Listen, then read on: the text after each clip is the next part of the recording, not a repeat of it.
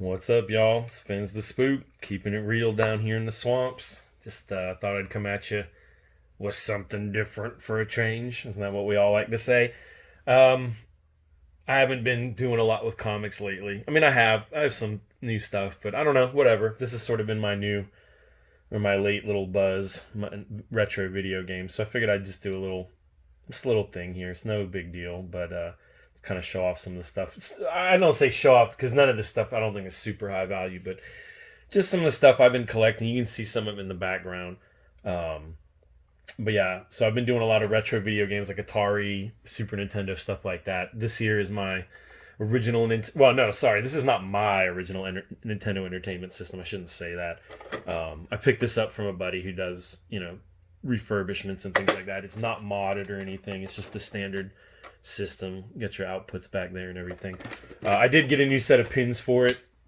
So, I mean, functionally inside, it's kind of new.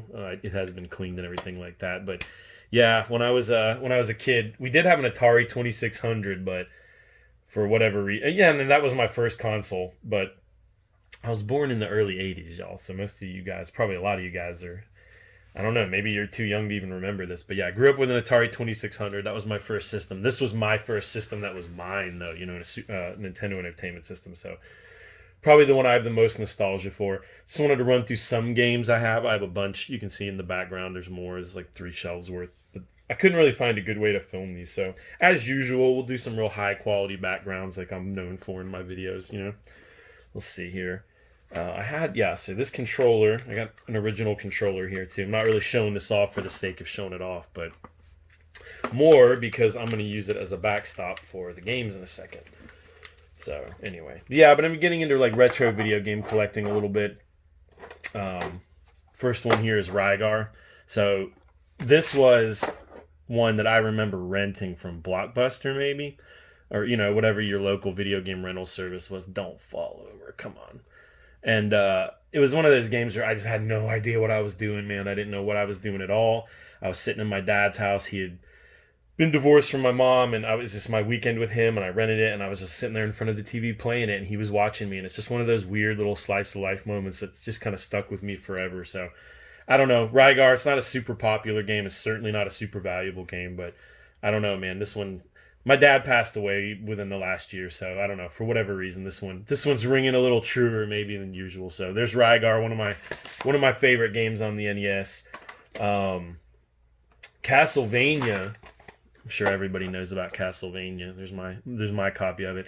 Castlevania is probably, other than like Mario Brothers or something, like the first Nintendo game that I was really, well, I don't know. I was so young. I can't really remember how much I wanted Mario Brothers and stuff, but I wanted Castlevania, man. I mean, Castlevania, it's just the perfect merging of words, you know what I mean? Kicked my ass. It's a tough game. I've never actually beaten it on the cartridge. I've beaten it on an emulator. Not really the same.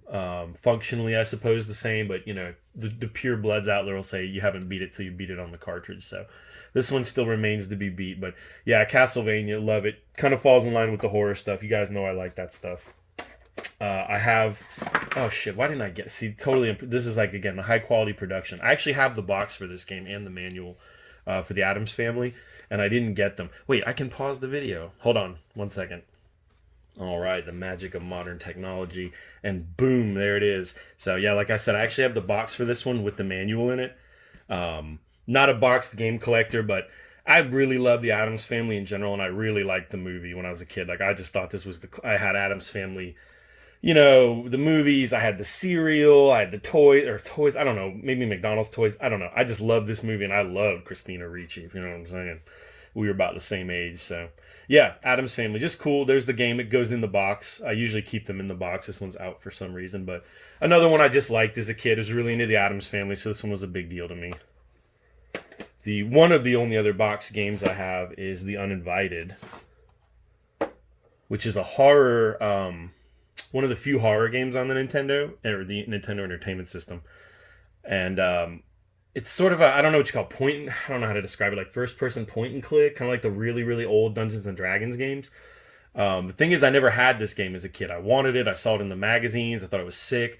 I played Shadowgate, which is made by the same people, and I loved that game. So this was one I just always wanted, never got. I also have the box for this one as well with manual inside. This game actually kind of sucks.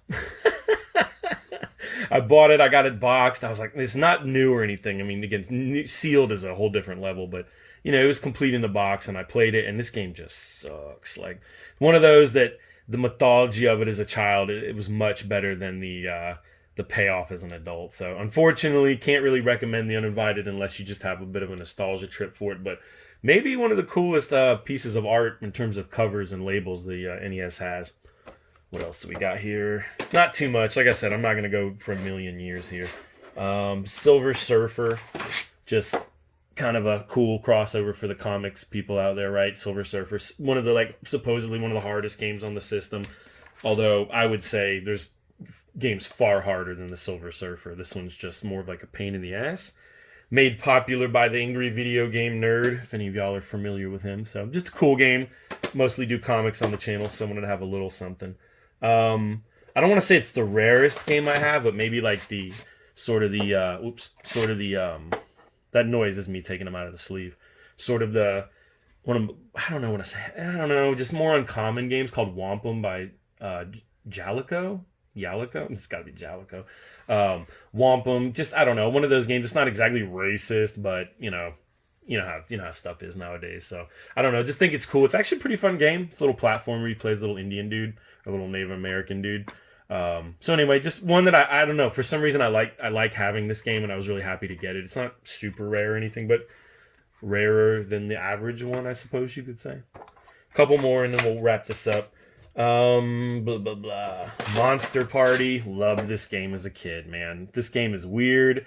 If you haven't played it, it's a very, very strange game.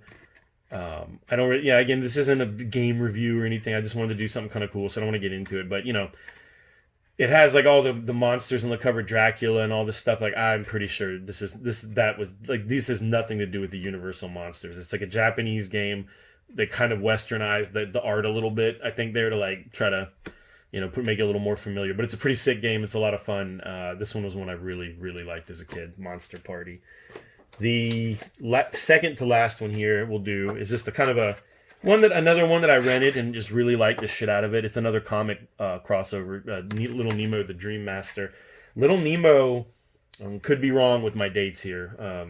So if you guys know, correct me. I believe he is like, God, I want to say like 1910s, maybe 1900s. I might be wrong. Maybe it's the 1920s. Little Nemo, I believe, has Platinum Age comics. They were like newspaper strips and stuff like that. Very unrelated to I don't know, because I've never read them. I don't think they're much related to this game. The game's based off like a cartoon from the 90s, but I just rented this, thought it was a really cool concept, and then later found out that it was a comic book. A very, very old comic book. So, yeah, Little Nemo, the Dream Master, that's cool. And finally, currently, my rarest Nintendo game, or my most expensive, I don't know. I'm not super savvy with the market yet for Nintendo, so I don't know really consciously the difference between rare and valuable, but it's the one that cost me the most so far is Mega Man, just the original Mega Man. And what's funny about this one is this is the first game that ever made me swear at my system. I was like, I don't know, 6, 7, and I rented it despite the really shitty box art and was playing it at home and I don't remember what I said. I don't remember, but I just remember like losing it and starting to swear, as kids swear. I'm sure I just said ass or something. And threw my controller, and my mom just happened to be walking by, and I just got in the worst trouble, man. So for whatever reason, that one stuck with me. Mega Man got me in trouble as a kid, and it's still a brutal, brutal game. One other thing I want to show you, I'm probably going to make a ruckus getting this guy out. No, come on, you coming out clean? There we go. I got a little Rob here for you. Say hello, everyone, Rob. Blah, I don't know what I was trying to say there. Say hello to everyone, Rob. Yeah, I can't quite get him all the way in frame there. It's too close. But yeah, I have a Rob. He came with the Nintendo early on. This one's missing you can see here, he's missing one of the hands. And I don't have any of the there we go. I don't have any of the what do they call them? Blocks and spindles and things like that he works with. It was just a baseline model, but as far as I know, it works. And a lot of the parts that are missing nowadays, you can get them from 3D printer guys. So it's one of those things. It could be fixed up pretty quick, but I just think Rob's cool. So Anyway, feel like I'm rambling now. Just kind of wanted to do something wild. I'll probably do a comic video here in the next week or two, but things have been weird, so that's why I've been away. No worries, everything's fine. I will catch you guys in the next one. Stay easy, stay safe out there, y'all. Bye bye. Quick jump in here at the end, y'all. I ended the video too early. I forgot to put my favorite game on the NES up there.